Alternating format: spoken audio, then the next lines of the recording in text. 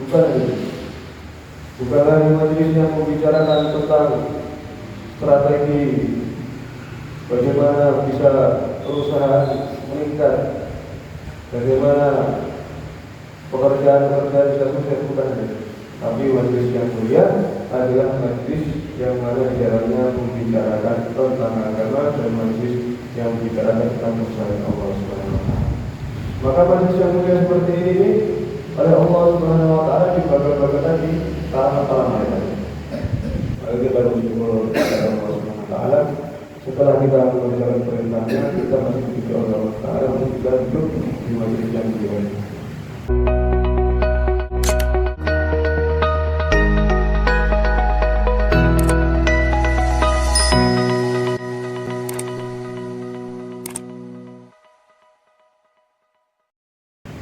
Hadirin Allah Subhanahu wa taala, jangan lupa kita bersyukur atas nikmat yang telah memberikan, yang mana nikmat adalah saat punya nikmat.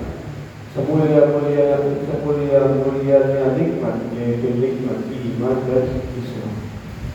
Dengan nikmat iman dan Islam ini sebagai tiket syarat untuk orang ini bisa masuk surga Allah Subhanahu wa taala. Kalau orang tidak punya nikmat iman dan Islam, maka alhamdulillah dia tidak akan bisa masuk surga. Dari nama Allah SWT, kita lupa salawat serta salam kita curahkan kepada junjungan kita dan juga Nabi Agung Nabi yang mulia Muhammad sallallahu alaihi wasallam atas perjuangan pengorbanan beliau dalam memperjuangkan agama Islam ini sampai saat ini kita bisa merasakan macam manisnya Islam. Kita mudah dalam mengamalkan agama Islam sampai saat ini. Dari nama Allah Subhanahu wa taala, dalam Al-Quran disebutkan bahwa khalaqul jinna wal insa illa liya'budun. Allah Subhanahu wa taala berfirman, "Tidak Allah menciptakan manusia dan jin kecuali untuk beribadah, menghamba kepada Allah Subhanahu wa taala." Maka atas perkara ini Allah Subhanahu wa taala telah menetapkan bahwasanya kebahagiaan, kesuksesan, kejayaan manusia di dunia dan akhirat, manusia dan jin di dunia dan akhirat hanya dalam mengamalkan agama.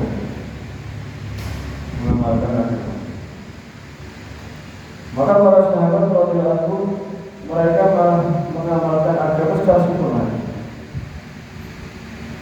Mereka mengikuti sunnah-sunnah yang telah dicontohkan oleh baginda Nabi SAW dari mulai bangun tidur sampai tidur kembali. Sunnah-sunnah dari ujung rambut sampai ujung kuku, mereka mengikuti rujukan dari Nabi SAW sehingga mereka bisa mengamalkan agama secara sempurna.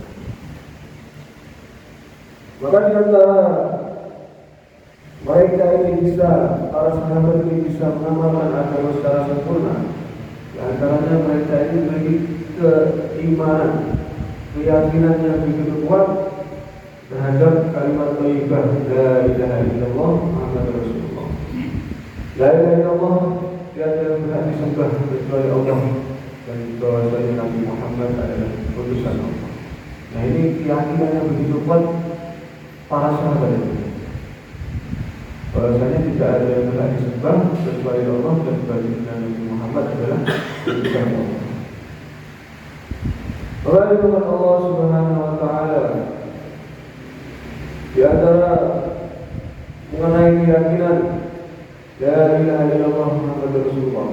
La ilaha illallah tiada berhak disembah kecuali Allah. Maksudnya gimana? Maksudnya yaitu mengeluarkan keyakinan terhadap makhluk di dalam hati kita.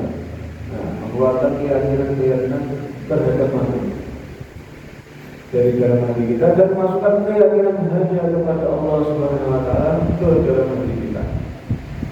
Di antara contohnya yaitu bahwasanya kita ini mengeluarkan keyakinan terhadap makhluk, yaitu seperti kita mengeluarkan keyakinan bahwasanya berarti tidak bisa menyembuhkan. Jadi tidak bisa menyembuhkan. Yang menyembuhkan adalah Allah. Nah, itu begini keyakinan. Maka obat itu kalau mau menyembuhkan, ini berhajat kepada Allah. Kalau Allah menyembuhkan, tidak perlu mengajar pada obat. Maka apabila Allah bekerja dengan obat, orang ini bisa sembuh dari penyakit. Apabila Allah bekerja dengan obat pun tidak bisa sembuh. Apabila Allah bekerja tanpa obat pun orang ini bisa sembuh dari penyakit. Ini maknanya apa? Maknanya la ilaha illallah. Sepertinya di antara contohnya seperti ini. Jadi para sahabat ini mereka memiliki keyakinan terhadap kepada Allah Subhanahu Wa Taala yang begitu luar biasa. Bahkan di dalam sebuah hadis disebutkan bagi Nabi memerintahkan para sahabat untuk menyediakan harta. Maka datanglah Sayyidina Umar radhiyallahu anhu kepada bagi Nabi dengan membawa separuh hartanya. Maka ditanya kepada bagi Nabi, "Wahai Umar, apa yang telah kau sisakan untuk keluargamu?" Maka Sayyidina Umar menjawab, "Saya sisakan keluargaku separuh harta." Maka tidak lama kemudian datanglah Sayyidina Abu Bakar dengan membawa seluruh hartanya. Maka ditanya oleh bagi Nabi, "Wahai Abu Bakar, apa yang kau sisakan untuk keluargamu?" Sayyidina Abu Bakar menjawab, "Saya sisakan Allah dan Rasulnya." Nah, ini keyakinan begitu luar biasa. Sahabat ini memiliki keyakinan terhadap la ilaha illallah Muhammadur Rasulullah sangat luar biasa. Keluarganya pun juga luar biasa. Sayyidina Abu Bakar ini sahabat yang paling tinggi derajatnya. Dikatakan oleh ulama, apabila imannya Sayyidina Abu Bakar ini ditimbang dengan iman seluruh umat, itu masih kuat, masih berat imannya Sayyidina Abu Bakar. Saking kekuatan imannya sangat luar biasa. Maka Allah Subhanahu Wa Taala, keimanan ini pun juga perlu kita latih. Keyakinan terhadap kalimat la ilaha ini juga perlu kita yakin, kita latih. Itu diantara dengan sehari-hari kita ini selalu mengulang-ulang kalimat ini. Disebutkan dalam kitab Tasuki di akhir-akhir itu, kalau bersalah, insya Allah dia apabila seorang ini dalam seumur hidupnya pernah mengucapkan la ilaha illallah sebanyak 70.000 kali, ada sebagian mengatakan 100.000 kali, maka pasti dan pasti dia ini akan masuk surga Allah Subhanahu Wa Taala. Ini sudah dijamin. Jadi kalau orang ini dalam seumur hidupnya sudah pernah mengucapkan la ilaha illallah sebanyak 70.000 kali, ada yang mengatakan 100.000 kali, jadi pasti dan pasti dia akan dimasukkan surga Allah Subhanahu Wa Taala. Maka target kita ketika di akhir hayat kita, ketika sakaratul maut menjumpai kita, target kita kami mati dalam keadaan mengucap kalimat la ilaha illallah. Maka seperti ini tidak mudah, kecuali kita latih setiap hari. Setiap hari kita ulang-ulang kalimat la ilaha illallah ini, sehingga kalimat ini akan menancap di dalam hati kita, sehingga apa-apa yang kita ingat adalah la ilaha illallah Muhammadur Rasulullah. Setiap ada kesulitan kita la ilaha illallah Muhammadur Rasulullah, sehingga di akhir hayat kita pun ketika kita menjumpai susahnya sakaratul maut, kita bisa mengucapkan kalimat la ilaha illallah Muhammadur Rasulullah. Ini merupakan Allah Subhanahu Wa Taala. Begitulah para sahabat radhiyallahu anhum, mereka memiliki keimanan, keyakinan yang begitu kuat pada kalimat la ilaha illallah. Ketika dalam sebuah hadis, barang siapa yang akhir hayatnya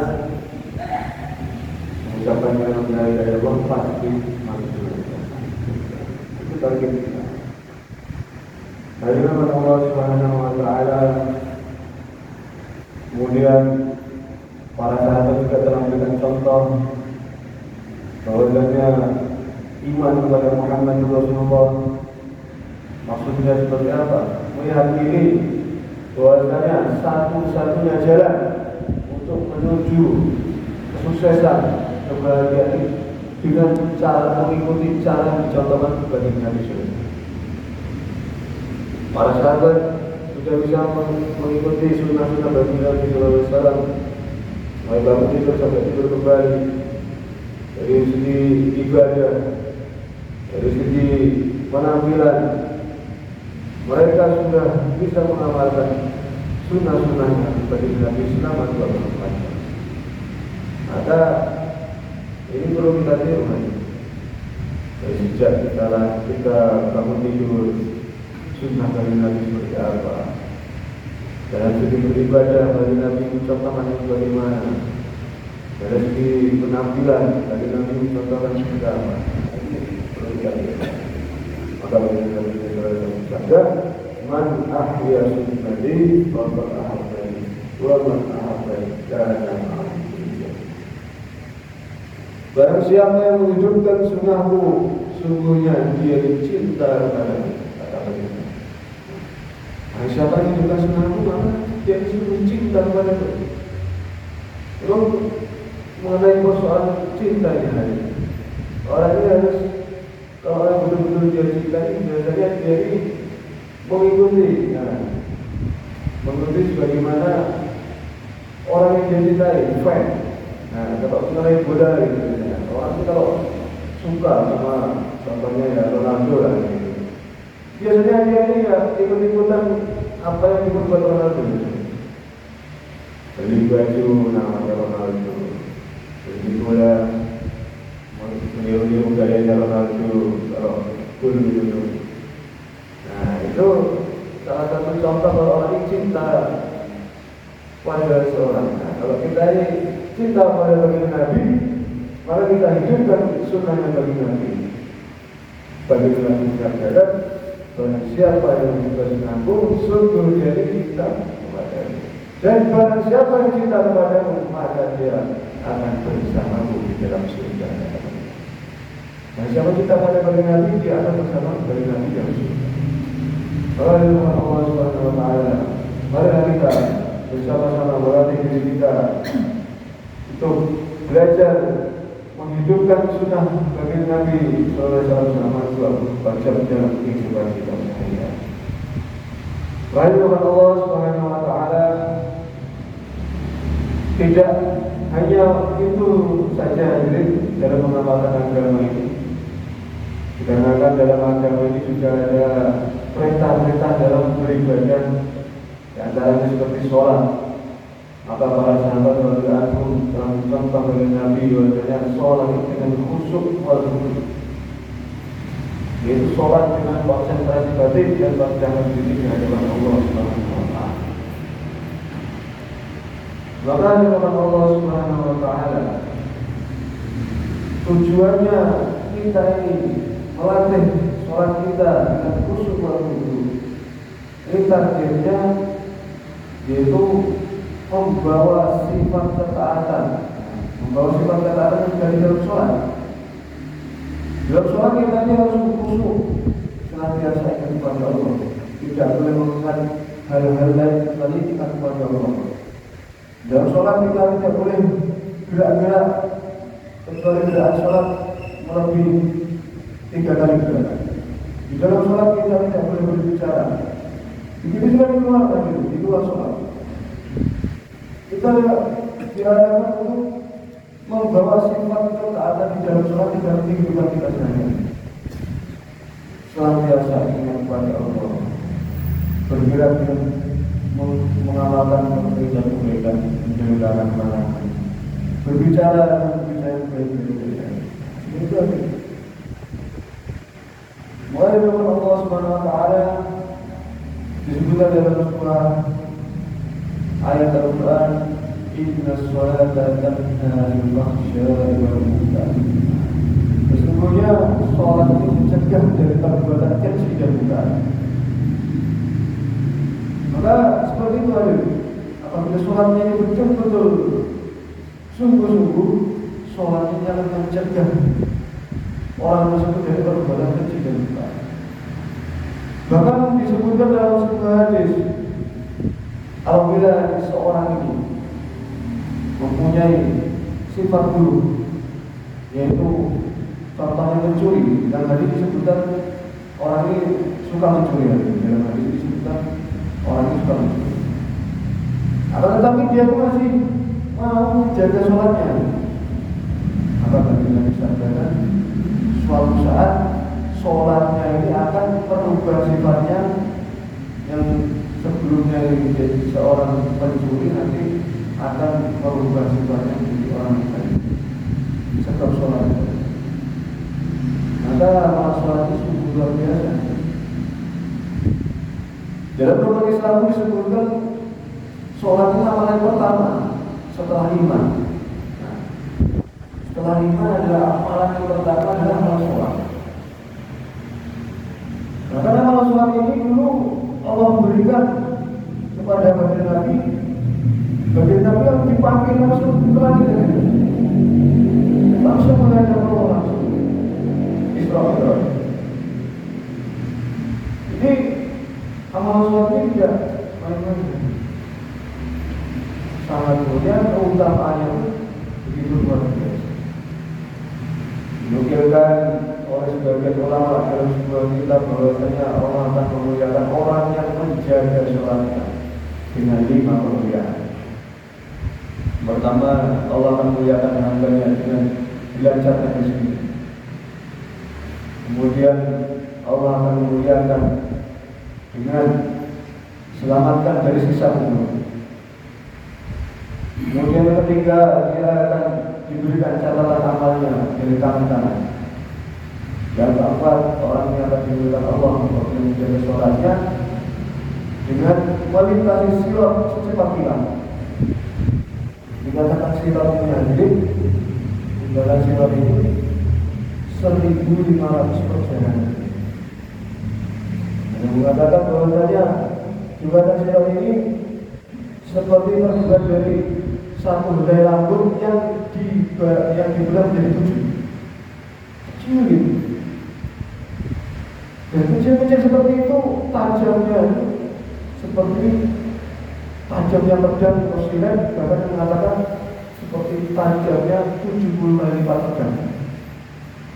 Ketika kita melihatnya sendiri, tidak akan bisa kita sampai dari sirat tanpa amalan perbuatan amalan kebaikan kita. Nah, ulama menunjukkan apabila dia jaga sholatnya, Allah memuliakan orang tersebut melintasi sirat yang seperti itu tadi secepat kilat tadi. Seperti satu ketipan saja sudah sampai di ujungnya. Kemudian yang kelima ini Allah akan memuliakannya dengan memasukkannya ke surga tanpa hisab. Ini mulianya mengamalkan sholat.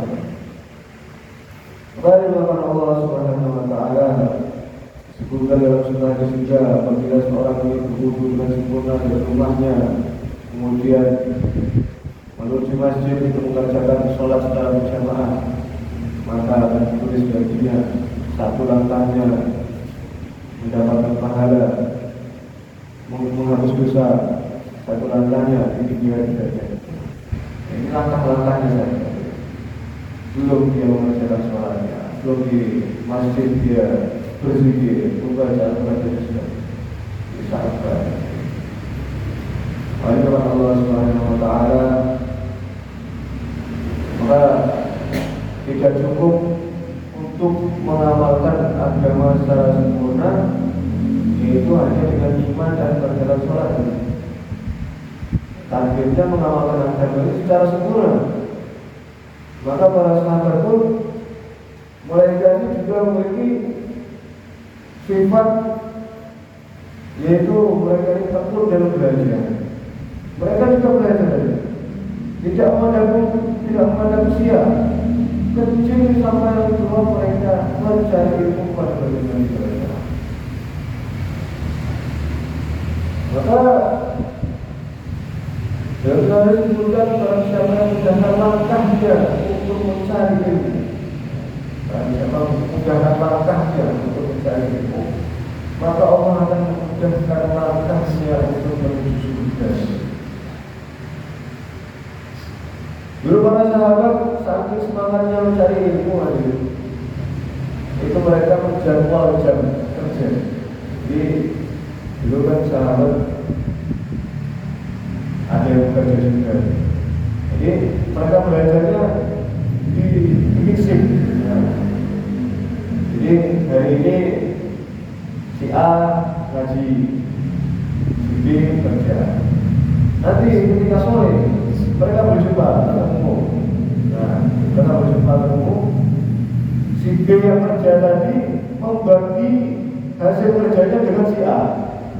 Dan si A yang mengaji tadi mengajari ilmu yang dia dapat dari bagian hati ke B. Si B tadi. Itu saking luar biasa. Lalu hari besoknya jadi ketiga. Si B yang mengaji, si A yang bekerja. Nah, saking rasa tolaknya para sahabat untuk bisa mendapatkan ilmu dari bagian hati sampai seperti itu. Mereka membagi jatah bekerja. Maka kita juga harus seperti itu. Kita ketika ada majelis ilmu, majelis ta'lim, kita usahakan kita ikut hadir.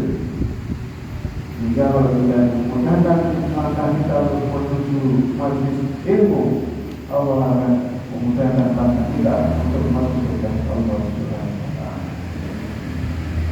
Dari nama Allah Subhanahu wa Ta'ala untuk para sahabat pun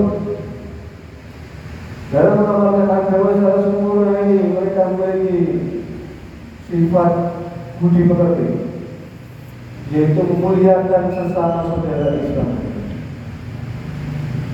Sungguh luar biasa mereka dalam mengamalkan satu sifat ini. Para sahabat dikatanya seperti ini. Suatu ketika ada sahabat yang mempunyai kepala kambing. Maka sahabat ini menyedekahkan kepala kambing ini kepada tetangganya. Maka si tetangga ini pun juga memiliki sifat ikram, memuliakan sang muslim tadi.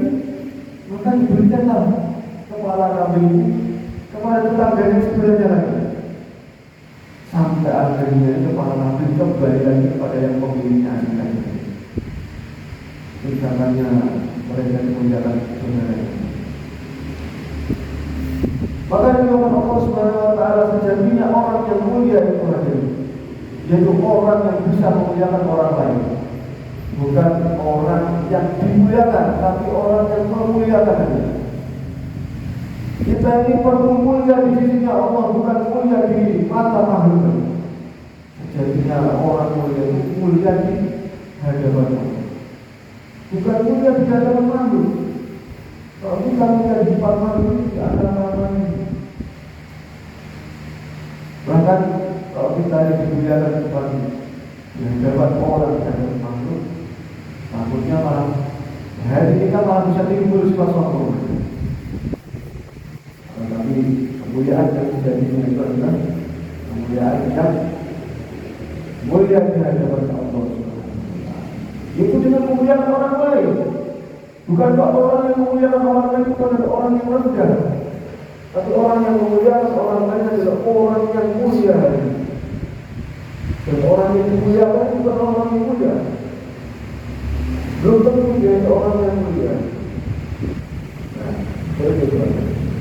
Dari Allah Subhanahu wa Ta'ala dalam hadis disebutkan, barang siapa yang menutup air saudaranya, maka dia akan ditutup airnya oleh Allah Subhanahu wa Ta'ala di dunia dan akhirat.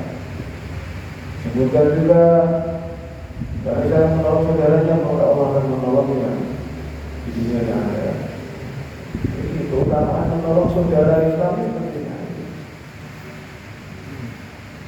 Lalu Allah Subhanahu wa Ta'ala, para sahabat itu membenarkan, meluruskan niat mereka dalam setiap amalannya. Jadi tidak hanya sekedar amal. Terkadang orang tuh sekarang beramal, sholat, khusyuk, sholat panjang-panjang dan lain sebagainya. Itu terkadang hanya bagaimana biar bisa dipuji orang. Nah ini niatnya salah. Para sahabat berkawan bahwasanya setiap amal adalah bagaimana niatnya itu mencari ridho Allah Subhanahu wa taala. Ikhlas kepada Allah Subhanahu wa taala. Maka Allah Subhanahu wa taala hanya menerima amalan yang ikhlas karena Allah Subhanahu wa taala.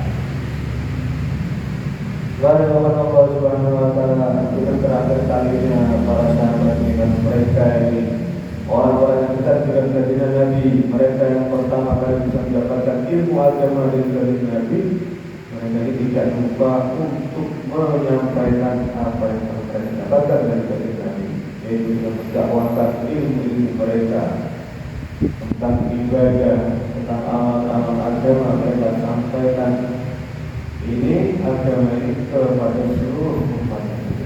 Hingga saat ini kita pun tahu, kita pun paham mengenai amal-amal agama seperti apa.